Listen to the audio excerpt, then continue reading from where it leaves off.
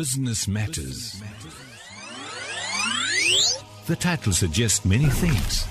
The important issue is the world revolves around business, society, organizations, individuals, and even religion survives and thrives because of business. Business has to encompass not just financial commodity and service transactions. It has also to include welfare, justice, empowerment, environmental, and other issues too. Every week, Business Matters will delve into aspects of business that impact our lives. We will seek out extraordinary and ordinary people who have done extraordinary things. Facilitators, educators, and entrepreneurs will be invited to inspire and enlighten our listeners. Join Anwar Mullah for an interactive show and find out what really matters in business. نحمده ونصلي على رسوله الكريم أعوذ بالله من الشيطان الرجيم بسم الله الرحمن الرحيم السلام عليكم ورحمة الله وبركاته. And welcome to the Business Matters program. Yes, you are listening correctly. It is not a Tuesday, but it's a Business Matters program due to the programming reshuffles at the studios. The Business Matters program has been moved to a Monday, and in future we'll be on air with the Business Matters program on a Monday from 7 to 8 p.m. So starting from the year 2023, this being our first program, we will be in our new time slot, and we hope that you're going to join us every Monday from 7 to 8 p.m. on the Business Matters program. It's just going on to 20/7 after the Maghrib Salah and the start of the Business Matters program. So it's me, Anwar Mullah, bringing you the Business Matters program on behalf of the Minara Chamber of Commerce. In the studio with me today is a person that's quite well known to me, a person that I met quite a few years ago due to our common hobby of running, if I can call it that, Mahomed, Jooma. We've been part of the same running club, that's the Crescent Running Club, for quite a few years, and I met Mahomed through our running activities a few years ago. Today he's not going to be talking running, but he's going to be talking property. And I first would like to welcome him, and it's Assalamu alaikum and welcome to Radio Al Ansar, Mahomed. Wa alaikum salam wa rahmatullahi wa barakatuh. Please excuse my voice. I woke up this morning with an itchy throat, so if my voice is a bit gruffy, I do apologize. That's fine. It's indeed an honor to be here, and thank you for having me. I am Mohammed Jooma from Pam Golding, and I work in Durban branch, specializing in the residential and commercial sales and lettings. Okay, Mohammed, tell us a little bit about your early life. How did you get into property? Okay, so that's a long story. Well, prior to property, I was living in the UK for 6 years, and then I moved back home to South African soil, and I found a gap in the market where I saw that property is booming, and it was something that I was interested in, and so I joined one of the franchises. Yes, I remember when we first met. That's going back quite a few years. I think at that time you were with the Wakefields group. No, Rawson. Was it Rawson? Yes, sorry. Yes. And now you with Pam Golding. Correct. Okay. Yeah, Mohammed. And how many years have you been in the property sector in South Africa?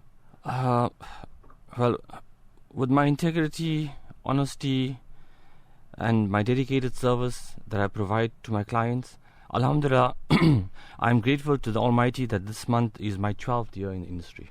Alhamdulillah, 12 successful years in the property sector. Yeah, Mohammed, we're discussing property as an investment medium today. Sure. And general property, not specifically any area or whatever. Mm-hmm. But going into this main topic, given our current economic climate, would you say it's a good time to be buying property? I'm talking specifically property for investment.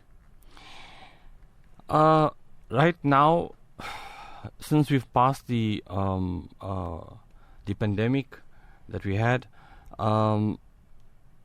we are still seeing the repercussions of the pandemic. Of the pandemic, yes. Yes.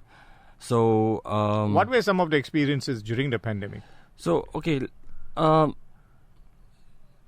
let's start with investors who invested in commercial properties such as offices, retail, industrial, student accommodation, etc. The commercial property market faced extreme pressures during the pandemic, as I said. It entered in 2022 with both office and retail markets struggling, although retail was showing signs of improvement. The industrial sector, on the other hand, was relatively well placed. So new lease structures, shorter terms, and more flexibility were just some of the solutions to arise. And you must note that the commercial sector also had external pressures, such as rising interest rates, load shedding, and increasing of municipal rates and services, etc. So these factors will continue to impact the commercial property performance in 2023. Okay. And that's the commercial. I think on the on the residential front, property sales boomed from June 2021, when we were allowed to start trading after the lockdown, the 3-month lockdown. And this was it boomed from June 2021, and this was driven by the pandemic's record low interest rate, which was 7%, if you remember. Yes. And we hadn't seen that interest rate in 40 years, or something like that. But then we were hit with the sudden outbreak of the war in the Ukraine, throwing international supply chains into chaos and sending fuel prices skyrocketing. So inflation became a challenge almost overnight, and so to minimize that the fallout, the Reserve Bank was forced to implement a much steeper interest rate increase than we had forecasted. This, together with the rising costs of living, put a dent in a buyer's affordability. The property market saw buyer activity slowing alongside an increase in distressed sales and downscaling. So I expect these trends to continue into 2023, with nominal price growth remaining positive but subdued for some time to come. Okay, so coming back to my earlier question, where we're saying as an investor into property, yes, what, in your opinion, would be the right sector to get into now? Is there opportunity, and what would be the right sector to get into? So definitely I would say if you're going to get into something commercial, okay. So like factories and warehousing, stuff like that. Okay. People want to invest in buildings where there is already leases in place. They don't want to buy empty buildings. Sure. Because the moment you buy an empty building, the building value drops by half because there's no tenant. So unless obviously one sees some potential in the property, correct, where they have a prospective tenant lined up, and then it would make more sense, and obviously the returns would be much higher. Correct, I agree. Okay, so from a property perspective, yes, you mentioned a few things in what you were saying earlier. Interest rates have gone up, and which has really been and it's only going to go up further. Okay, I think there's still a few increases still to come. Definitely. Yeah. So I think what are we sitting at the moment? We are sitting now at 10.5, 10.75, somewhere around there. Somewhere there, yeah. Which is a lot higher than what it was at this time last year. So pre-pandemic we were at 11. So we're still about 0.5% less than pre-pandemic. But in the next year I would see it by 12.5%. Okay. In your experiences with clients that you're facing on a daily basis, what has the impact been on the clients? Are you seeing a lot of them that are now facing what I would term an affordability crisis, whereby they're coming to you to say we are forced to sell because of the fact that we cannot afford our bond repayments? No. The most common reasons why people will sell their property, and let's talk about residential, is people are relocating overseas. Okay. A lot of people are relocating overseas, so they will sell. And they're relocating to the Western Cape as well. Correct. Yeah. Yes. Speaking of the Western Cape, that's a different market. The prices are much higher there. Yes. Then the other reason, there's divorces that go on. People need to downgrade, or sometimes they even need to upgrade because they need an extra room to work from home. The pandemic has taught us now to work from home and stuff like that. So there's various reasons why people are looking to sell. But no, we haven't. I personally, I'm speaking for myself, haven't come across anyone who's looking to sell because they can't afford the repayments. Okay. I think that's quite interesting because generally worldwide we're finding that there's talk of a recession coming Global through this year, recession, a global recession. Yes. And generally when you have a recession, also we're living in a high inflationary environment now, high interest rates, high inflation, obviously high interest rates being put in place as one means of countering inflation to keep it within the 3 to 6% range that the governor of the Reserve Bank would like to see us in. But we're sitting much higher than that at the moment, whether it's food inflation or otherwise. But certainly if interest rates keep going up, and as you've alluded to, we're probably going to see another 2 or 3 interest rate hikes this year. Definitely. Do you think that's going to have an impact in that you're going to get forced sellers coming through? And there's a reason I'm asking this, but I'll get to that. Sure. If you look back in the 1990s, I was a little kid then. Interest rates were 20, 25% or something? There was a stage when I think we went to about 24%. Right? And people paid those 24% and life went on. But inflation wasn't so high then. So I don't think that the increase of interest rates will dampen the sales market too much. Purely from my experience, I'm dealing with a lot of cash buyers, so I don't come across. Don't come across, but not 90% of my buyers are cash buyers. Okay, I think you're probably dealing in a segment of the market which is probably a smaller segment where there's only cash buyers, because the bulk of property buyers would be bonded on some sort of a mortgage.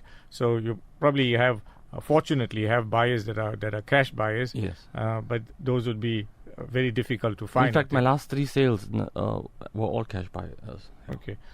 Mohammed, as an investor, one would want to get the timing right in terms of buying properties. And we trying to talk property as an investment. So do you think that the market has bottomed in terms of property prices, or would your advice to investors be to hold on for a little while longer and let the prices drop a bit more? Okay, so I predominantly work on the Berea, which basically comprises of the Estonwood, Musgrave, Morningside area. Right.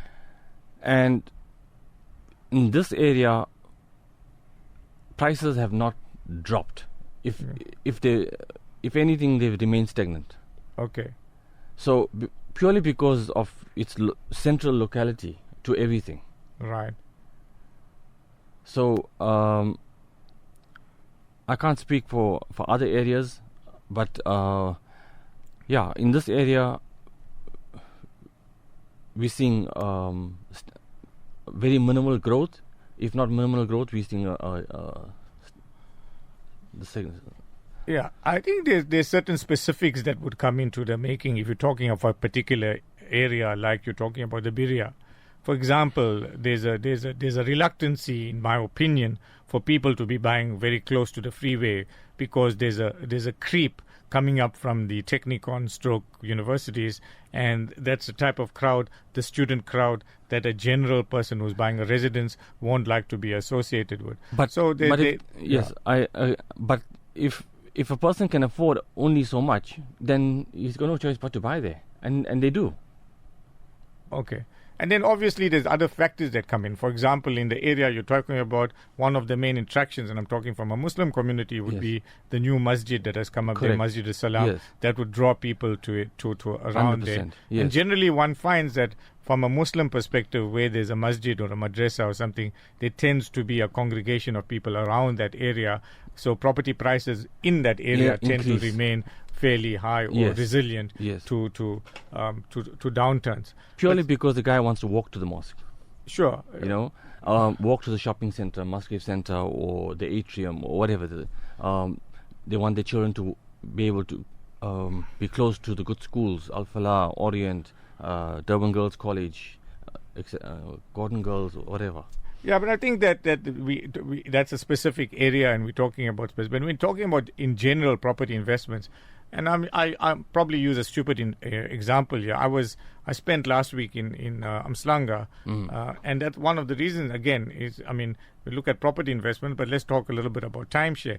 Timeshare prices for people who want to rent units have dropped dramatically. Oh, yes. There's a glut of units available at some of the many good timeshare resorts in Umhlanga area, with the Breakers, Umhlanga Sands, Cabana Beach, and those type of resorts. And it's simply because people from upcountry are reluctant to come to the coast because of the fact that there's E. coli and also one of the major attractions of Durban is the beach. And if you're not able to swim in Durban and go to the beach, then the people from upcountry are going to say, let's look at alternatives, either the Eastern Cape or the Western Cape or somewhere else. So the thing is that if you take Umhlanga, for example, and if one walked into an estate agency in Umhlanga, one would find there's a glut of properties on the Umhlanga beachfront, for example, for sale. The prices are maybe a bit high. Some people are holding on. But the thing is that generally there's a glut of property. One is spoiled for choice in terms of what is available for sale. The supply is high. The supply is very high. And all works again, on supply and demand. Yeah, obviously. And if supply is high, then there's going to be, you spoil for choice, and you can put in sometimes what one would term a very cheeky offer and get away with it. So I'm saying we are in a buyer's market at the moment. Well, my point is that a buyer's market. Question is whether that market has bottomed out, or are we going to see further downturns in that market? The North Beach, South Beach area as well. We're finding a lot of property coming onto the market. Yes. Prices are not holding. Yes. And again, you spoil for choice. Yes. So maybe your area that you're dealing with, which is the Birria, is an exception. Yes. But talking generally property, I'm saying that there's definitely been a downturn in prices. I agree. So again, I'm coming back to my question is, do you expect this property prices to go down further? As an investor, should you wait, or would you be would it be a right time to commit now? I think you should wait, but for those who have already bought in the South Beach Esplanade area for investing, they're paying like 230,000, 250,000 rand for a one-bedroom apartment, or even 350 for a two-bedroom apartment. But they're getting such high returns. Well, I haven't seen much in that type of price range, 250,000 rand to 350, 400,000 rand. One can't buy much for that in today's terms. We just sold one today, an agent in our office for 230 or 250. In the North Beach? No, not North Beach. In the Esplanade South Beach area. Yeah. Okay. Yeah.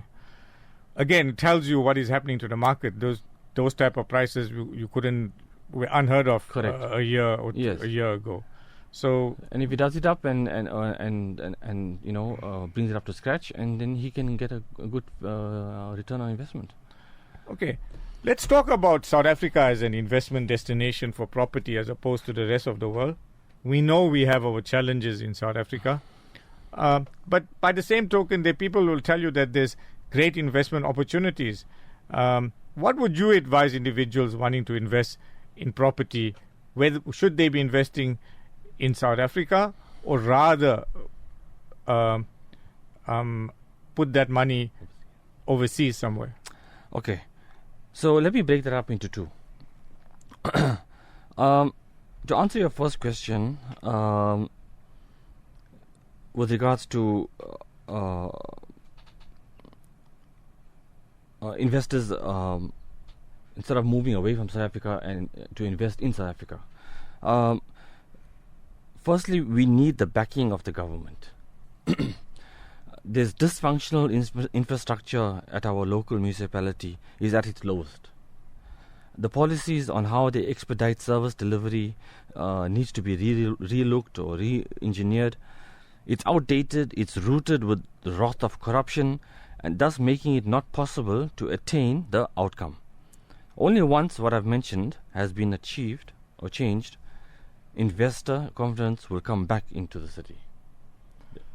So you're saying don't invest. I'm saying that we have a huge problem with the way the country is run and the municipality is run, and people are not investing as much as they used to before. Okay. Okay, but let's move on to overseas. Okay, I think before we move on to overseas, let's just look at the local scenario. Yeah. And again, we're finding that there's a vast difference between what is happening at property prices, for example, in the Western Cape, and then look at KZN. Yes. Okay. Unfortunately, we living in KZN, but unfortunately, KZN has become a bit of a no-go area. Yes. For anybody wanting to invest in South Africa, even industry.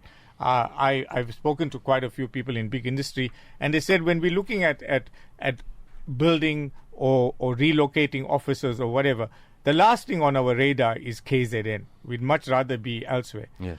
And that would mean some sort of a drain, whether you call it a brain drain or a people drain away from KZN. So we're not in a nice spot to be in KZN, Not in unfortunately. KZN. But yeah, in the Western Cape, it's different. The infrastructure is different. The way it's run is different. Their municipality is different. They're on the ball.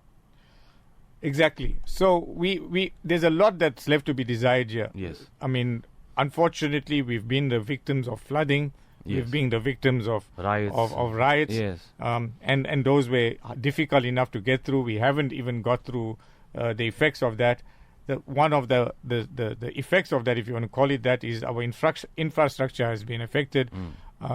As you know, our beaches have been badly affected. And the reality is that, I mean, KZN is not such a good investment destination.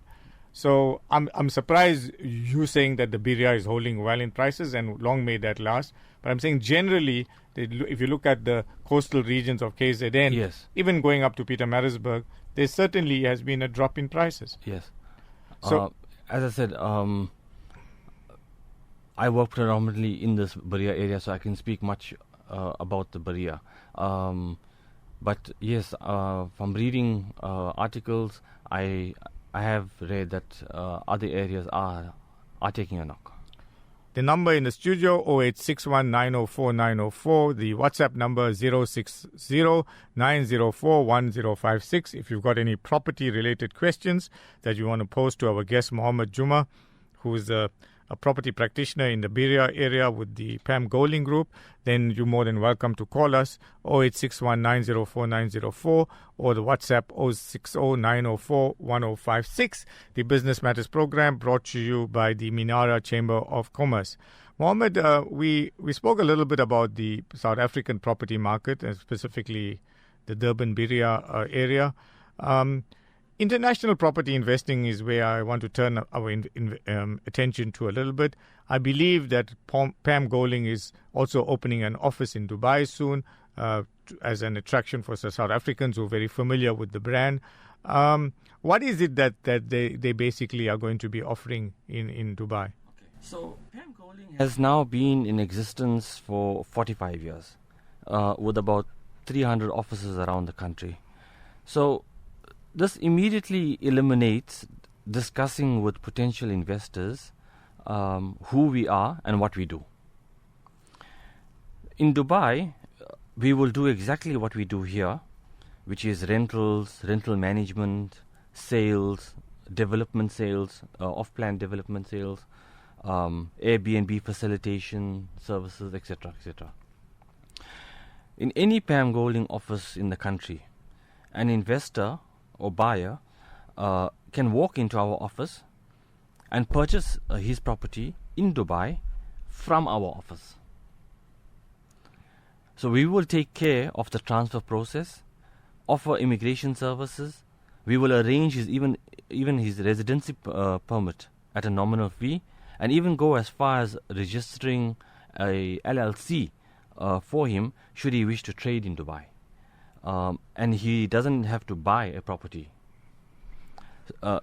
So we will be your one-stop shop that will benefit investors from South Africa. Okay. I know Pam Goling has also dabbled or has been active in Mauritius, for example, Correct, yes, where they've done developments, and again with a view to getting residency. A lot of South Africans are turning negative on South Africa and want to have a backup or an alternative either in Portugal or in Mauritius or in Turkey or somewhere. And I know that Pam Goling has been active in the Mauritius market for kind of years. Yes. What has been the experience in the Mauritian market? A lot of people have invested and bought in Mauritius purely because they wanted to move away from South Africa, change of lifestyle. Also, the perks of having residency. So there's just many reasons why a person would like to move away. Okay. If you're taking the Dubai market, and I know the Dubai market fairly well, Yes. Pam Goling going to be a new player in that market, and you got many established players in that market already, the likes of MR, who also have a government backed as well. So you have many established players where South Africans could very easily turn to.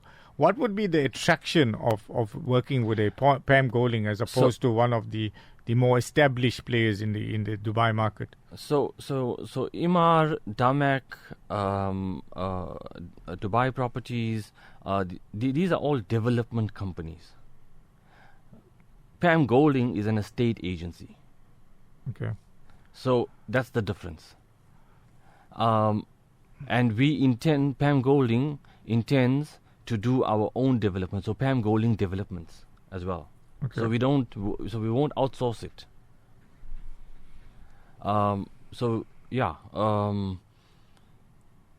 That's the difference between Imar and Pam Golding. They are a development company. They sell off plan, and we are an estate agency. Yeah, but if one went and looked at the Dubai market and specifically, and we're talking offshore now, but not necessarily Dubai, but if you look at Dubai market specifically, you would get a very thick supplement as part of your newspaper at least once a week, which would have, I would say, at least 70 to 80 pages, and in there would be property available for sale off development, but also ready-made property that second and third sales coming through. Yeah. And MR and these guys are active in that market as well, besides the fact that they're doing new developments all the time. So I wish Pam Golding well, but I think it's going to be quite challenging trying to break into the Dubai market, which is also a very well-established market. Let's look at elsewhere in the world. Let's look at, like, for example, the UK in terms of property. Yeah. If one had to toss up at the moment investing in the UK as opposed to investing in South Africa, what would be your take on things? Well, if you can afford the pound with 20 rand to a pound, yes, then definitely UK would be a good option. As opposed to investing in South Africa. Okay. As an investor, one is looking primarily for two things. One is capital growth, and the second one is rental income. Yes. Would your yields be better in the UK as opposed to a South African market? From what I read, they are getting. Well, it depends in which area in UK. London is quite expensive, but the yields are obviously much higher compared to other areas. They're also achieving around about 9-10%. Wow, I'm surprised you say that, because if one could get 9-10% yields in London, that would be phenomenal. I mean, I'm talking about central London. Yeah. I know people are settling for 5% and below in central London, purely because it's such a established market. So 9-10% yields. You must remember that a lot of people, as I said, I lived in the UK for 6 years. A lot of people bought properties 40-50 years ago and still own those properties. Sure. So they and I'm talking about South Africans. Right. And they bought it for a song those days. Sure. So they're laughing at the moment. Sure, they are, but I'm talking about new investors, and that's what we're trying to talk about. Are 9-10% yields possible in the UK? Because certainly those type of yields I haven't heard of in the recent past. Well, I was in Leicester, and yes, I remember guys were getting about 8, 9, 10%. Okay, fantastic. So yeah, even in Dubai, you're also getting about 10% return. Okay. On our local front, we've got a few minutes to go on the program. Using your experience in this market as an example, as an investor, if I was looking to buy a unit, an apartment block, or forget about standalone houses, what type of returns can one expect on that type of investment if I let it out in today's market? If you talk about your domain, which is the Birria market. Okay, so if you invest, if you buy, say, a 2-bedroom apartment for R1 million. Okay. Are there 2-bedroom apartments on the Birria available for $1 million? Yeah. Okay. Yeah, you can get for even 700,000, but it'll be pokey. Right. But if a decent 2-bedroom apartment you can buy for 1 million, 1.2 million. Okay. And you can fetch about 10,000 a month. Is it? But then you must remember you got to pay your levy and your rates from there. Correct. So if you're grossing 10,000 rands a month, you're probably going to net about 7%. Okay, so that's about your levies and rates should be about 2,000, 2,500. Yeah. So the levies can be about 1,500, and then your rates another 1,000. So so to about 2,500. Yeah. Okay, so basically, if you're grossing 10,000 rand, you're netting about 7,500 rand, not taking into consideration any maintenance issues on the building that would come up with time. Correct. And then you got sometimes you may have special levies that come up also. Insurance would be another one. Yes, but you must remember that maybe now there won't be so much appreciation, but the time will come when the property will appreciate. Sure. So it's a long-term play. It's a long-term, correct. Okay. So it's a win. It's a win-win when you invest. You're getting capital appreciation. Absolutely. I think one needs to look at capital appreciation, but then again, you got to ride out the storm. The critical term in terms of capital appreciation, which I've learned over time, has always been location. Correct. The question is, if you got the right location, then your capital appreciation is always going to be better. And that's the reason why I mentioned earlier that locality and address is of utmost importance when buying a property to get your appreciation. For example, near the masjid, near the schools, etc. And that's where you will get appreciation. Also, as in general terms, when one talks to people about property in the KwaZulu-Natal or in the Durban area, the general consensus seems to be that one should be looking north of the Umgeni River. So looking at Durban North, Lalusha, yes. Sibaya, yes. Umsloti, that way. Would you agree with that? So there's a lot of people that have moved that way purely because they have put their children in school that side and they work that side. Okay. Their offices are in Umhlanga. They find it easier so they don't have to commute from Durban to Umhlanga.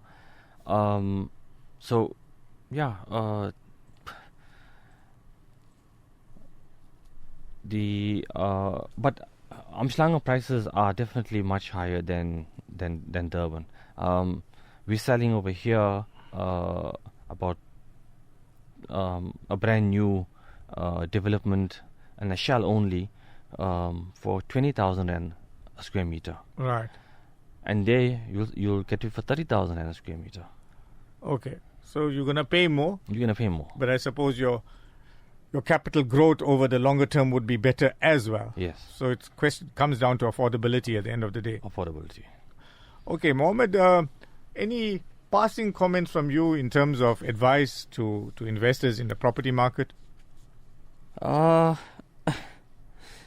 Okay, my business is to help people own and enjoy the property that's right for them. Whether as a buyer, a tenant, a seller, or even a landlord. This is a people-orientated business. And I appreciate that as my client, you're dealing in dreams. You may be looking for a new beginning, a lifestyle, or a safe space, but it's the most important transaction in your life. The stakes couldn't be higher, and there's just little room for error. I strive to provide professional and friendly service to all my clients because as a seller, you deserve a fair price, and as a buyer, you deserve a wise investment.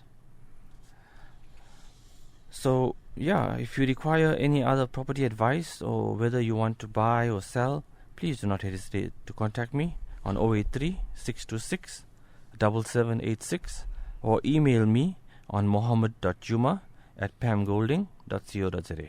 Okay, Mohammed, thanks for your time. Thanks for coming in and giving us some insight into the property market in KZN. Thank you for having me. And a as little well. bit about the global market as well. It's been a Wish pleasure. you well in your future endeavors, inshallah. Jazakallah. And we also hope that the property market in KZN stabilizes sometime in the near future, Yes, so that inshallah. whether you're a buyer or a seller, that you get a fair price, but also that you get some good appreciation on property that you're holding. That will come. And inshallah, Anytime. when the economy comes right, and Yes. when the infrastructure comes right, and when the politics of everything comes right, then inshallah we will see that, and we hope that sooner rather than later. Yes. So inshallah.